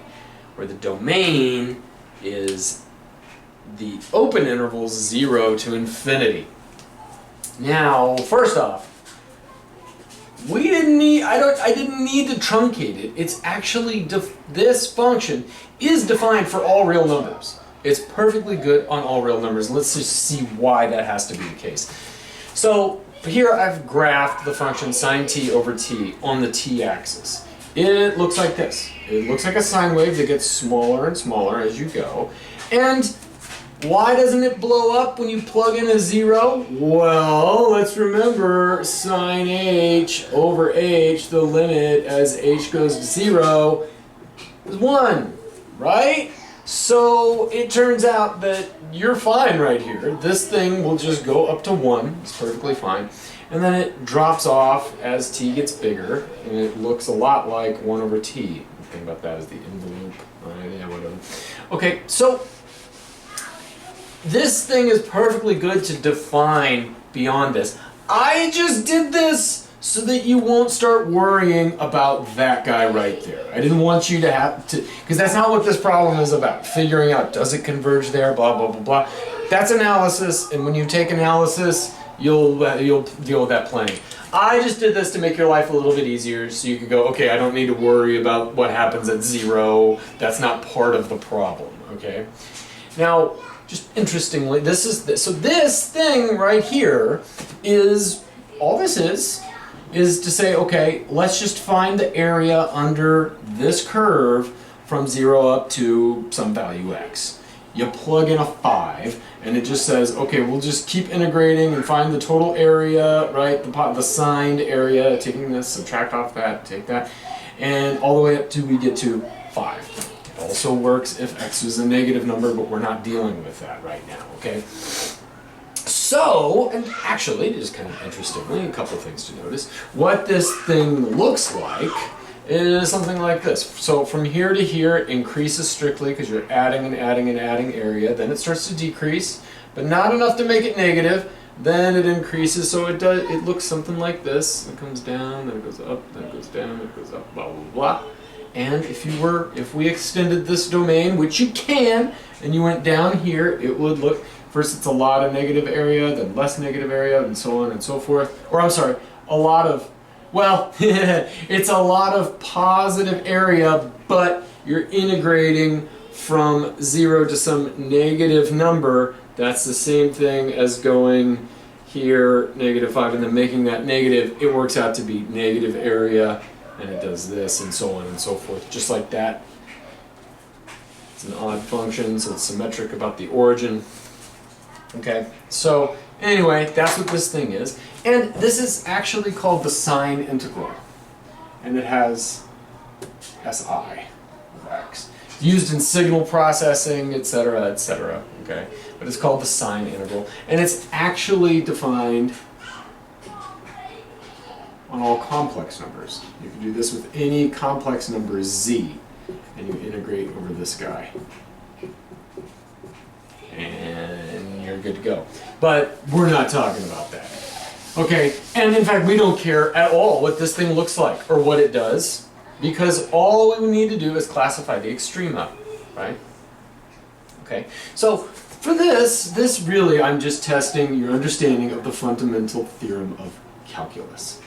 So in other words, if you had some function up to x, let's say f prime of t dt, what this would be, the fundamental theorem of calculus says that there's some that you find the antiderivative of that, which would be f, and then you plug in an x, subtract off what you get when you plug in your 0, right?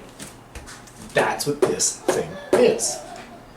And so then we're trying to find extrema, so in other words, maxes and mins and saddle points occur when the derivative of this guy is equal to 0. So you take the derivative of this guy, and it's the same thing as taking the derivative of this guy minus the derivative of a constant. You plug in a 0 and you got a constant, so this is f of x plus some constant, and that's the same thing as taking the derivative of a constant gives you 0, so you got this. So in other words, f prime of x is what you get when you take the integrand and plug in an x. So this is the same thing as sine x over x. So that's what f prime of x is. Okay, I'm going to get that up here. F prime of x is equal to sine x over x. Didn't need to do all that work. If you know that, you could have just said, well, the derivative of that is that stuff, but x is the variable, so there you go. Boom. Okay, we're going to have to find out where that thing's equal to 0, but we're also going to have to figure out, okay, like, since we have to classify whether the thing is a min or a max, it will be useful to have the second derivative. So let's just go ahead and get that out of the way now. So f prime, big F prime, is, and I'm going to do this as a product. That's sine x times x to the negative 1. Okay? So now when I take the derivative of it, I take the derivative of this. So take the derivative of the first thing, leave the second thing alone. So that sine goes to cosine. Leave the second thing alone. Add that to, leave the first thing alone. Multiply by the derivative of the second thing. So the negative 1 jumps down. We bring him down by 1, like that. So what we have is cosine x over x, the minus sine x over x squared. I'm going to multiply the top and the bottom by x here to give me that. And so I have x cosine x minus sine x all over x squared. So the second derivative is equal to x cosine x minus sine x all over x squared. Like that. Okay? Now, you could have used the quotient rule for that, and lo and behold, you would have ended up with the exact same thing. Alright? So the first thing we need to do, right? And I'm just going to kind of think about what I said this thing looks like. It does this. We don't care about 0, because like I said, it's not in the domain, so we're not going to worry about it. We're looking for all of these points. That's where the derivative of big capital F, that's where the derivative of it is equal to 0. So let's find what that is. F prime of x equals 0 whenever this is equal to 0. Sine x over x is equal to 0. Well, that's easy enough, right? We don't care about x being 0, so don't worry about it. You throw that guy up there, and you get 0 times x is equal to sine x. 0 is equal to sine x. So when is 0 equal to sine x? Well, he starts here at 0, and then comes down, and then up, and then down, and then up. And again, we don't care about 0, so we only care about each one of these points. That's pi, 2 pi, 3 pi, and so on and so forth. So that means that x is going to be n pi. It's going to have the form n pi, where n is equal to 1, 2, and so on. So the strictly positive integers. Okay? Which you could also do like this, is equal to n pi, where n is in z positive. I don't care, whatever. That's the thing. But now, okay, now we need to figure out where are they maxes, where are they mins, are there any saddle points? We need to figure all of that out. So what we're going to do is we're going to take one of those. Here's one of them. It has the form n times pi. Okay, that is one of those mins or maxes. That is one of the extrema. Now we need to find out, is it a min or a max or whatever. So, okay, let's get this right here. From this, we found that f prime is equal to 0 when x is equal to n pi, with n equals 1, 2, and so on. Okay. Now, we're going to take one of those and plug it in.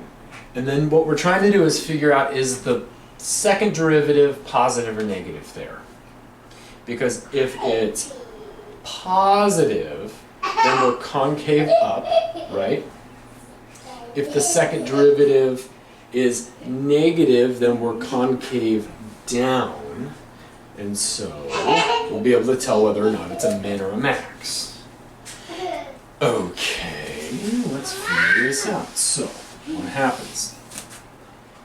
Let's take our n times pi and plug it in here.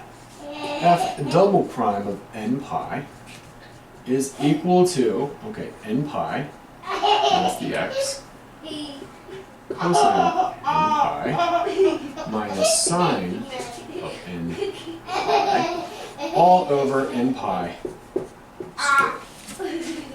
Okay, the nice thing is that this guy's going to be 0, always, no matter what. No matter if n is an odd or an even or whatever, it's an integer times pi, sine is 0 there. So this works out to, let's see, n pi times cosine of n pi over n pi squared, which if you want, we could reduce this and say n pi, there's one of them on the top, there's two of them downstairs, so this is the same thing as cosine n times pi over n pi. And we didn't need to know when is this thing positive and when is this thing negative. Cool thing is that n pi is a positive number, right? Because, thank you, Justin, I made the domain 0 to infinity. So we only care about the positive ones. You're welcome. Now, here, so that means that's always positive. So you have cosine of n pi over some positive number. That's your second derivative. So the second derivative will be positive whenever this is positive. And it will be negative whenever this is negative, whenever the cosine part is negative. So, okay, let's figure this out. We just said that that's what that is.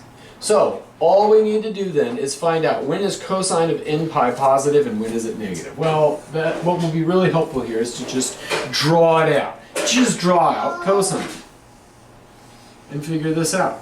Okay, so first off, this is pi over 2, this is pi, this is 3 pi over 2, this is 2 pi. Let's just keep going here, okay? Here's, what's that? 4 pi over 2, so this is 5 pi over 2. And then down here is 6 pi over 2, or how about 3 pi? Then we have 7 pi over 2. 8 pi over 2 is 4 pi, and so on and so forth. And now we can see, okay, I see my n pi's. Here's 1 pi. Here's 3 pi.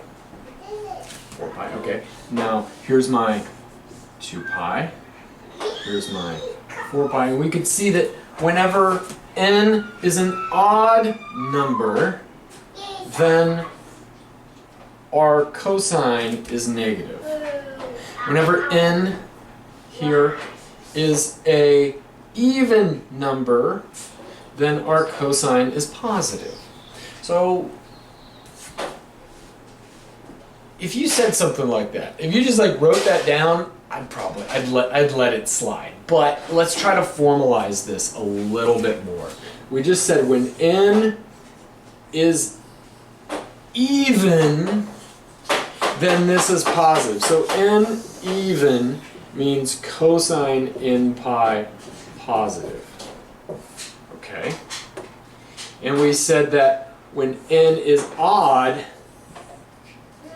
then cosine n pi is negative. This makes some sense here. When we're starting off, the first one we get is 1.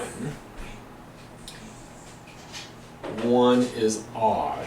Cosine's negative, concave down. Oh, yeah, and we see something like that.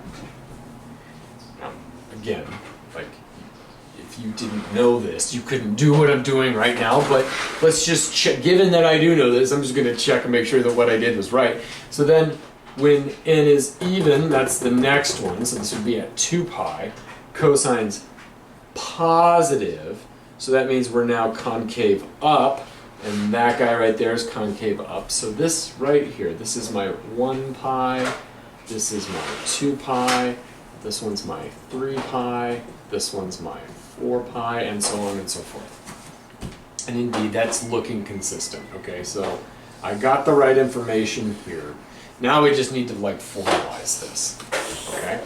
So here we go. How could we say that? Find and classify all the extrema. Notice there are no saddle points here. There's no crazy stuff going on. Whenever the first derivative is 0, then this thing is not 0. It's either positive or negative. So we're good to go. Okay? So we're gonna say, how do we do this?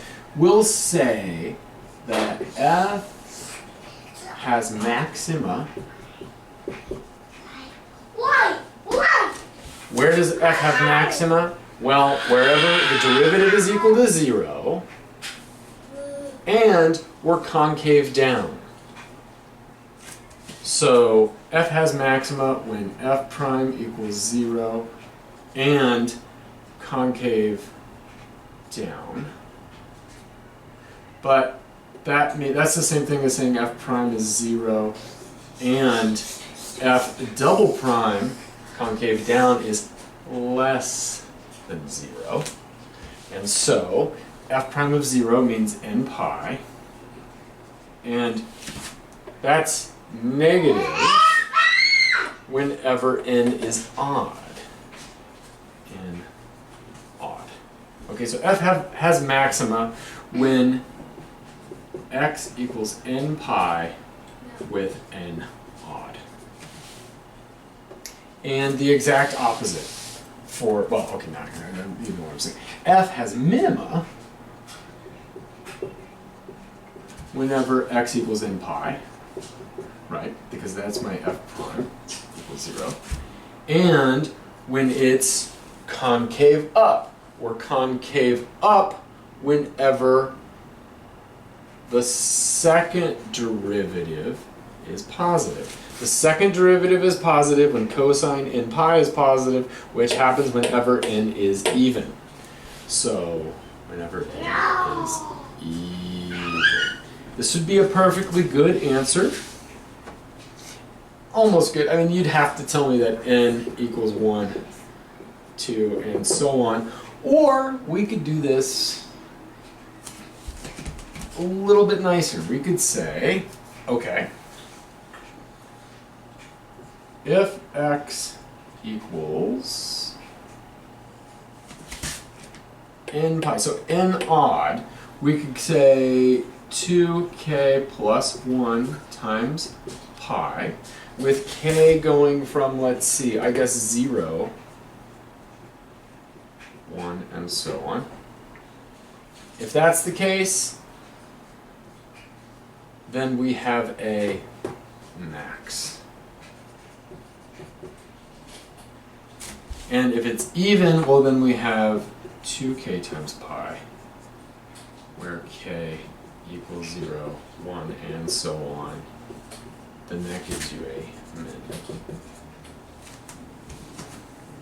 So, I mean, I don't think I've ever written something like this before. But you see what I'm saying? We kind of formalize this a little bit. However you want to communicate to me that you could tell the difference between, well, when it's odd and when it's even. Okay, cool. This is a very nice formal way of doing it. That if x is this, then what we have is a max. If x looks like this, in other words, it's an even times pi, then what we have is a min. And indeed, that's what we see. We don't need to worry about going in the negative direction because I was so kind as to just define f on the positive real numbers. So anything that's like this, I will give you credit for, but I do want to see that you can tell the difference between the evens and the odds.